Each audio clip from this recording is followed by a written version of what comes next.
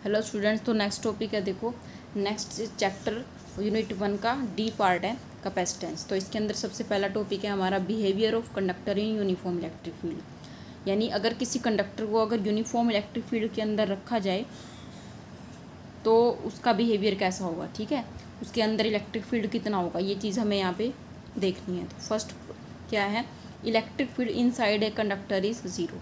ठीक है, यानी अगर कोई कंडक्टर हमें यूनिफॉर्म इलेक्ट्रिक फील्ड में रख दें हम उसको, तो क्या होगा, उसके अंदर का इलेक्ट्रिक फील्ड क्या होता है, ज़ीरो। ठीक है, देखो किस तरह से, सपोज हमने इलेक्ट्रिक फील्ड अप्लाई किया है दो प्लेट्स लेके। ठीक है, जैसे हमने इससे पिछले चैप्टर में किया था, टू थिन शीट है।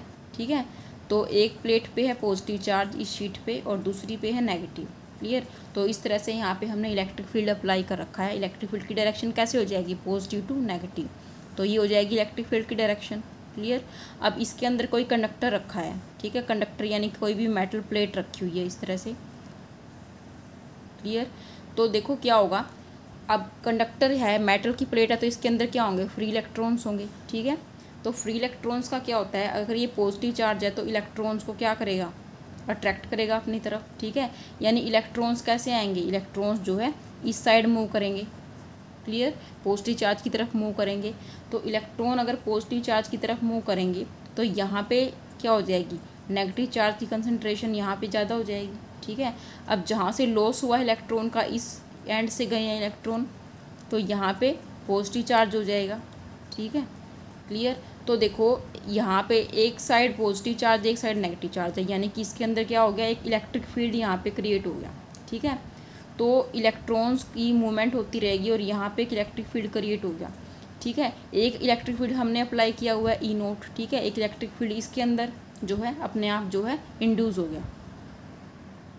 तो अब ये इलेक्ट्रॉन्स का जो फ्लो हो रहा है, ठीक है, इस प्लेट से इस प्लेट की तरफ। ठीक है, सपोज ये प्लेट 1 है और ये 2, तो 2 से लेके 1 की तरफ इलेक्ट्रॉन का फ्लो हो रहा है। तो ये फ्लो कब तक होता रहेगा, जब तक जो इलेक्ट्रिक फील्ड यहाँ पे इंड्यूस हुआ है और जो अप्लाइड इलेक्ट्रिक फील्ड है दोनों इक्वल ना हो जाए। ठीक है, यहाँ पे इलेक्ट्रिक फील्ड की डायरेक्शन क्या होगी, EP। Suppose induced electric field को हमने लिख दिया EP। क्लियर, या EI, इंड्यूस्ड के लिए EI भी लिख सकते हैं। क्लियर। तो देखो इंड्यूस्ड इलेक्ट्रिक फील्ड की डायरेक्शन अपोजिट है अप्लाइड से। क्लियर है, तो ये इलेक्ट्रिक फील्ड कब तक इंड्यूस होगा, यानी इलेक्ट्रॉन का फ्लो तब तक होगा जब तक EP is equal to E0 ना हो जाए। ठीक है, तो जब EP और E0 इक्वल हो जाएंगे तो इलेक्ट्रॉन का फ्लो क्या हो जाएगा, स्टॉप हो जाएगा। तो नेट इलेक्ट्रिक फील्ड अगर हम देखें इसके अंदर, तो अप्लाइड में से क्या करेंगे, इंड्यूस को माइनस करना पड़ेगा। ठीक है, E0 माइनस EP, तो दोनों इक्वल है। E0 माइनस EP क्या है, इक्वल। E0 और EP इक्वल है, तो E0 माइनस EP क्या होगा, ज़ीरो होगा। ठीक है, तो यहाँ से क्या पता चल रहा है कि नेट इलेक्ट्रिक फील्ड जो है इसके अंदर वो ज़ीरो होगा। ठीक है, क्यों किया है माइनस, देखो यहाँ पे हमने अप्लाइड फील्ड किया हुआ है E0। ठीक है, इसके अंदर इंड्यूस हुआ EP, तो नेट कितना इलेक्ट्रिक फील्ड होगा, नेट कितना होगा, इसमें से अप्लाइड में से इसको ही तो माइनस करना पड़ेगा। ठीक है, तो E0 minus EP equal to क्या आएगा, ज़ीरो। क्लियर, तो इससे क्या प्रूव हो रहा है कि इसके अंदर का इलेक्ट्रिक फील्ड क्या होता है, ज़ीरो। क्लियर। अब देखो फर्स्ट प्रॉपर्टी अगर समझ में आ गया तो थर्ड प्रॉपर्टी करते हैं, पहले सेकंड बाद में करेंगे। थर्ड में क्या कह रहा है, charge in side a conductor is zero when placed in uniform electric field. कि जब एक कंडक्टर को यूनिफॉर्म इलेक्ट्रिक फील्ड के अंदर रखा जाएगा तो उसके अंदर चार्ज कितना होता है, ज़ीरो होता है। ठीक है, अभी देखो हमने अभी अभी क्या प्रूव किया है कि कंडक्टर के अंदर इलेक्ट्रिक फील्ड ज़ीरो होता है। ठीक है, तो गोजेस थ्योरम पड़ी हुई है। गोजेस थ्योरम में क्या होता है, इंटीग्रेशन E.ds इक्वल टू क्या होता है, चार्ज अपॉन एप्सिलॉन नॉट। यही होती है गोजेस थ्योरम। ठीक है, तो इसके अकॉर्डिंग देखो गोजेस थ्योरम में इसको क्या लिख सकते हैं, integration over close surface EDS cos theta, ये लिखते थे। ठीक है, तो अगर कंडक्टर के अंदर इलेक्ट्रिक फील्ड ज़ीरो है, ठीक है, अगर कंडक्टर के अंदर इलेक्ट्रिक फील्ड ज़ीरो है, तो अगर यहाँ पे मैं इलेक्ट्रिक फील्ड को ज़ीरो पुट कर दूँ, ठीक है, 0 इंटू DS कोस थीटा, ये हो जाएगा। ठीक है, equal to Q by epsilon naught, यही होगा। ठीक है, अब ज़ीरो को किसके साथ मल्टीप्लाई करें तो टोटल क्या हो जाता है, ज़ीरो ही हो जाता है। ठीक है, तो इसका मतलब Q बाई एप्सिलॉन नॉट क्या आ गया, ज़ीरो। ठीक है, तो इट मीन्स कांस्टेंट क्या चीज़ है, एप्सिलॉन नॉट। ठीक है, तो Q क्या आ गया, ज़ीरो। क्लियर, तो इससे क्या प्रूव हो रहा है कि charge inside a conductor is zero. ठीक है, when placed in uniform electric field. अब देखो सेकंड प्रॉपर्टी में क्या कह रहा है, any excess charge on an isolated conductor resides entirely on the outer surface of the conductor. यानी अगर किसी कंडक्टर को, आइसोलेटेड कंडक्टर मीन्स कि कंडक्टर रखा हुआ है उसके ऊपर कोई एक्सटर्नल फोर्स कहीं से नहीं लग रहा है, ठीक है। तो अगर हम किसी आइसोलेटेड कंडक्टर को कोई चार्ज दें, ठीक है, तो सारा चार्ज क्या होगा, उसके सरफेस पे आ जाएगा, ठीक है। जैसे एक स्फेरिकल शेल होता है, ठीक है, एक सॉलिड स्फीयर है, ठीक है। तो अगर कंडक्टिंग स्फीयर है, कंडक्टिंग शेल है, तो अगर हम उसको चार्ज दे रहे हैं, ठीक है, शेल ज़रूरी नहीं है, कोई भी बॉडी हो सकती है, क्लोज्ड बॉडी हो सकती है, ठीक है, तो या फिर प्लेन प्लेट हो सकती है। तो क्या होगा, अगर हम उसको कोई भी एक्सेस चार्ज अगर दे तो सारा का सारा जो चार्ज है ना वो उसके सरफेस पे आ जाता है, उसके अंदर का चार्ज क्या होगा, ज़ीरो। वो हमने अभी प्रूव भी किया है, ठीक है। इसका मतलब ये है।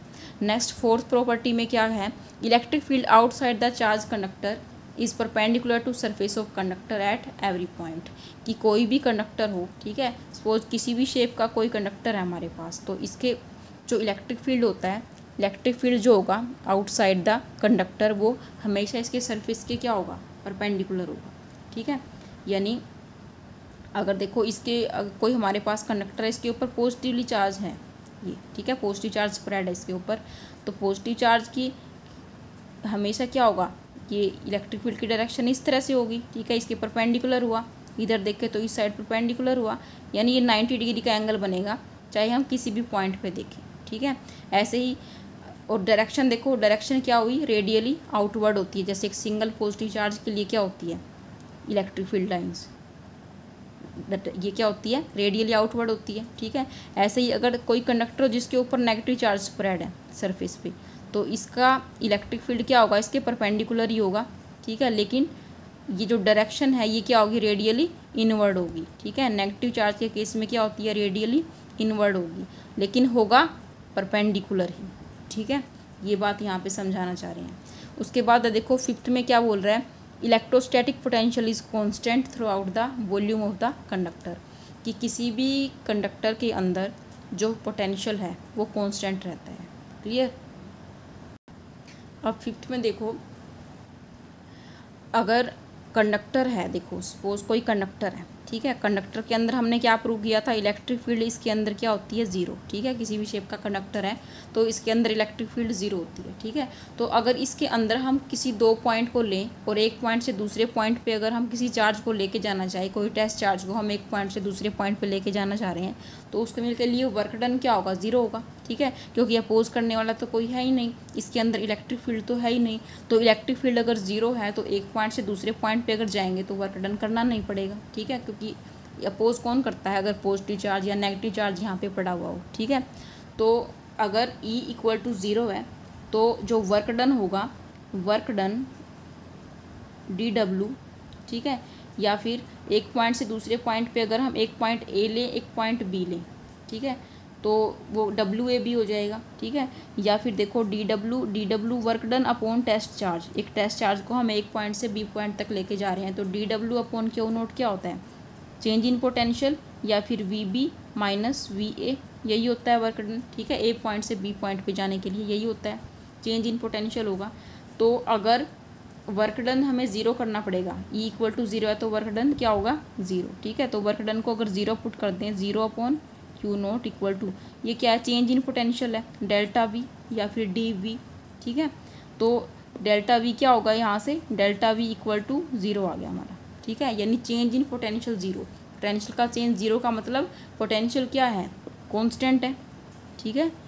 यही चीज़ होती है कि अगर DV इक्वल टू ज़ीरो है या फिर delta V equal to zero है, इट मीन्स जो पोटेंशियल है वो कांस्टेंट होगा। कोई भी क्वांटिटी हो, अगर उसका डेरिवेटिव या उसका चेंज ज़ीरो है तो वो क्वांटिटी क्या होती है, कांस्टेंट होती है, ठीक है। तो पोटेंशियल क्या है, कांस्टेंट है, ओके।